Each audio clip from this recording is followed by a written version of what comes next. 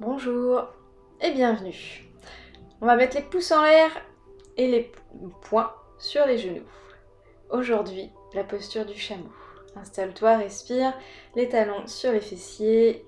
Si c'est possible, un petit coussin si j'en ai besoin. Et puis on va pouvoir démarrer. Prends ton temps avec le mudra. C'est un mudra de feu. Alors, les genoux légèrement écartés, les mains en Anjali Mudra. Je vais me laisser inspirer, monter sur les tibias. Les mains montent à l'inspiration, les pouces en contact. On expire, on va à l'arrière sans cambrer. Tu verras tout à l'heure, sous un autre angle. Et on expire, on redescend. Petite pause poumon plein si c'est possible. On essaye d'aller légèrement à l'arrière sans cambrer. On peut rétracter le nombril, le menton, le périnée. Et on revient. C'est très important que tu ailles à l'arrière sans cambrer en engageant le bassin. Parce qu'après, on va monter une seule main, un seul côté, pour aller emmener les mains au niveau du talon à l'arrière. On peut ajouter un petit yoga des yeux en suivant la main qui monte. Et bien sûr, inspire, monte. Expire, on se laisse aller chercher à l'arrière. On revient. Et lorsqu'il faudra redescendre, avec les deux mains, on cherche à aller d'abord à l'arrière, on dépose un côté puis l'autre. Tu peux t'aider en regardant, avec le regard c'est parfois plus facile. Et on va remonter vers le ciel, ramener le regard et les mains en contact, redescendre en Anjali Mudra. Et surtout on freine avec le bassin les abdos et les quadriceps. Pour le chameau, tu peux aussi y aller avec les orteils retournés.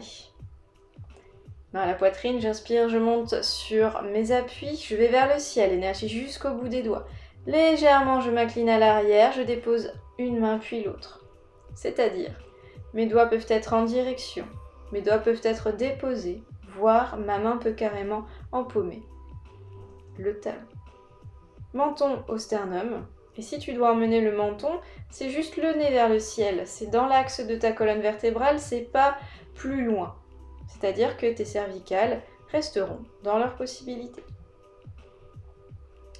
Pense toujours à engager ton bassin lorsque tu montes, lorsque tu vas en arrière et lorsque tu redescends. À la fin, tu pourras refaire les deux pouces en l'air sur les genoux afin de te reconcentrer à l'intérieur. Voici un autre point de vue. Observe.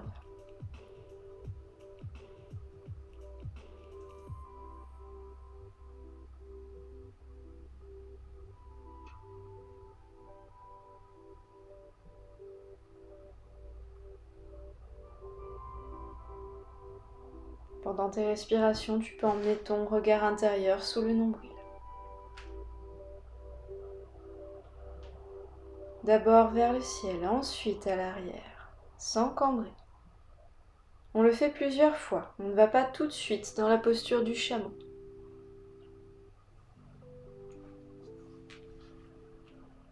Tous tes appuis, c'est-à-dire les tibias et les coups de pied, te servent à freiner, à amortir. Tu dois sentir à l'intérieur de ton corps, et c'est plus facile les yeux fermés, ce qui se passe. D'abord un côté, on va à l'arrière et puis on descend. On essaie de faire la même chose en revenant, même si parfois on est déjà un peu revenu. Yoga des yeux, tu peux regarder ta main.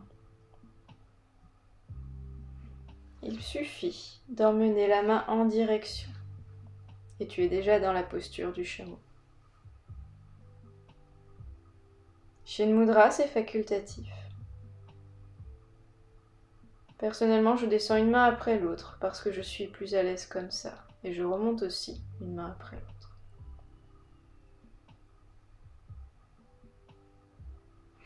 Il y a aussi la version sur les orteils.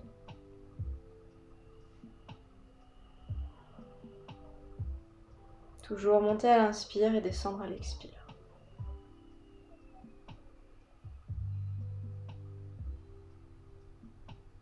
Et sur les orteils, il y a moins de distance, c'est donc plus facile d'empaumer les talons. Si tu vas vers l'arrière, regarde bien ma nuque. Elle est juste dans l'axe de mon cou, pas plus loin, en arrière. C'est juste mon bout du nez qui est allé vers le ciel. Reviens au centre. Ramène les coups de pied au sol, redescends. Freine avec les quadriceps. Et voilà la posture du chameau.